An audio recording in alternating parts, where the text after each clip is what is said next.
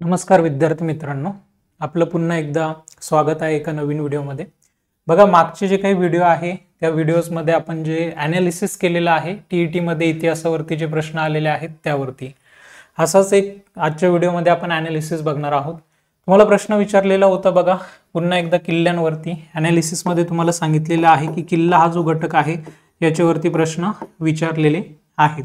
इयत्ता 4थीचं जे पुस्तक आहे शिवछत्रपती परिसर अभ्यास भाग 2 याच्यामधनं ते प्रश्न विचारले गेलेले आहेत। तुम्हाला चुकीची जोडी विचारलेली होती, इथे तुम्ही बघू शकतात मुरुंबदेव रायगड ही चुकीची जोडी आहे।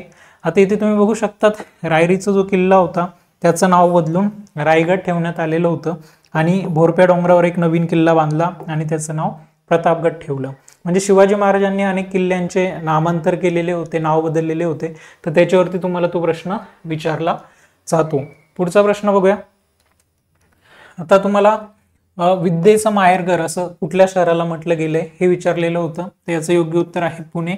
प्रश्न फ्रेम झाला होता इयत्ता 6वीचं जे काही जुनं सिलेबसचं पुस्तक आहे आपले देश आपले जग, या पुस्तकामध्ये बघा पुणे या शहराविषयी त्या ठिकाणी माहिती दिली आहे।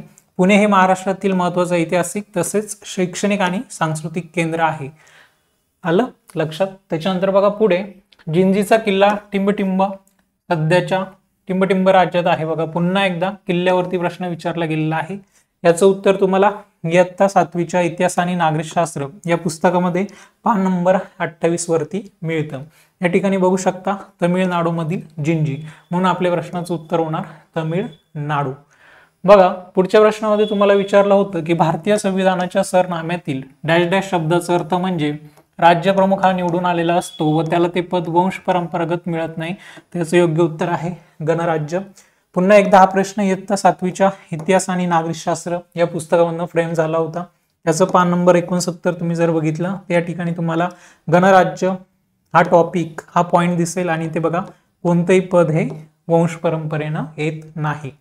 पुढचा प्रश्न बघा, छत्रपती शिवाजी महाराजांनी पोर्तुगीज भागातून येणाऱ्या मिठावर मोठी जकात बसवली, हा सुद्धा प्रश्न इयत्ता 7वीच्या इतिहास आणि नागरिकशास्त्र या पुस्तकातनं विचारला गेलाय, त्याचं पान नंबर 30 बघा। इथे तुम्ही बघू शकतात पोर्तुगीजांच्या प्रदेशातून स्वराज्यात येणाऱ्या मिठावर मोठी जकात बसवली कारण की स्थानिक मिठाच्या विक्रीवर प्रतिकूल परिणाम होत होता। तर हा जो पॉइंट आहे तुम्हाला पान नंबर 30 वरती बघायला भेटतो। पुढचा प्रश्न बघा, प्रतियोगी सहकारिता हे डॅश डॅश यांचे धोरण होते, याचं योग्य उत्तर आहे लोकमान्य टिळक। इयत्ता 8वीचं इतिहास आणि नागरिकशास्त्राचं पुस्तक त्याचं पान नंबर 29। इथे बघा लोकमान्य टिळकांची या धोरणाला प्रतियोगी सहकारिता असं म्हटलं जातं। पुढे बघा महाराष्ट्र विधिमंडळाची वर्षातून कमीत कमी किती अधिवेशनं झाली पाहिजे, 3 अधिवेशनं झाली पाहिजे। 8वीच्याच पुस्तकातनं हा प्रश्न विचारला गेलाय। बघा विधिमंडळाची वर्षातून कमीत कमी 3 अधिवेशनं होतात, 8वीच्या पुस्तकाचं पान नंबर 84। पुढे तुम्हाला विचारलं होतं कायदे मंडळ कार्यकारी मंडळ आणि न्यायमंडळ हे शासन यंत्रणेचे घटक एकमेकांपासून स्वतंत्र असावेत, हा सत्ता विभाजनाचा सिद्धांत कोणी मांडला, याचं योग्य उत्तर आहे मॉन्टेस्क्यू। प्रश्न आलेला आहे इयत्ता 8वीच्या ओल्ड सिलेबसचं जे काही पुस्तक आहे भारताचा इतिहास आधुनिक काळ, त्याचं पान नंबर 11 बघा। ॲज इट इज प्रश्न आलेला आहे कार्यकारी मंडळ कायदे मंडळ न्यायमंडळ हे शासन यंत्रणेचे घटक एकमेकांपासून स्वतंत्र असावेत, हा सत्ता विभाजनाचा सिद्धांत त्याने मांडला, त्याने म्हणजे मॉन्टेस्क्यूने मांडला। पुढे तुम्हाला विचारलं होतं की राज्यसभेची निवडणूक लढवणाऱ्या व्यक्तीने वयाची डॅश डॅश वर्ष पूर्ण केली असणं गरजेचं आहे, त्या ठिकाणी बघा 30 वर्ष पूर्ण असले पाहिजे, आपलं उत्तर असेल 30। प्रश्न पुन्हा एकदा विचारला गेला इयत्ता 8वीच्या पुस्तकामधनं पान नंबर 72 वरनं।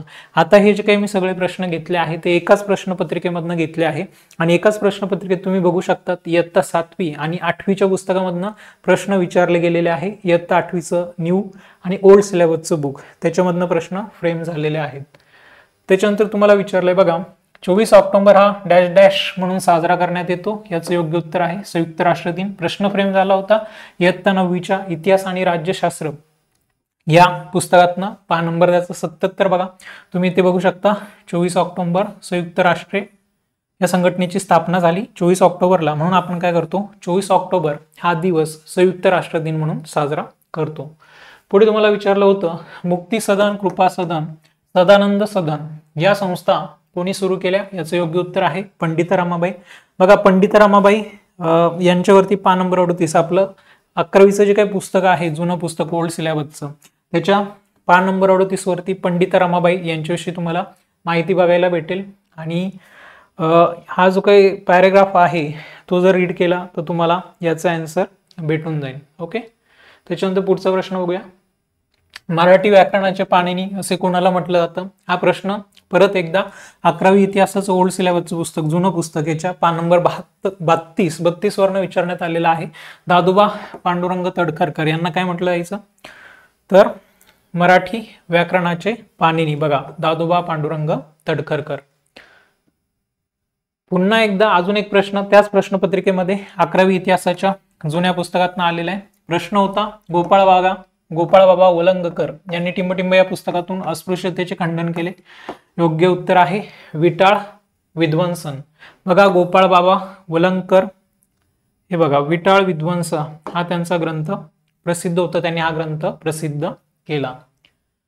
तर अशा पद्धतीने आपण आज काही जे प्रश्न आहेत त्याचा सोर्स बघितला, ते प्रश्न कुठनं विचारले गेलेले होते. तुम्ही माझे मागचे जरी अनालिसिसचे व्हिडिओ बघितले असतील 7वी 8वी 9वी आणि 11वी इतिहासाचं पुस्तक याच्यामधनं हे प्रश्न आलेले आहेत. याच्यामध्ये बघा 8वीचं नवीन आणि जुन्या सिलेबसचं पुस्तक आणि 11वीच्या ओल्ड सिलेबसच्या बुकमधनं त्या ठिकाणी प्रश्न विचारले गेलेले आहेत.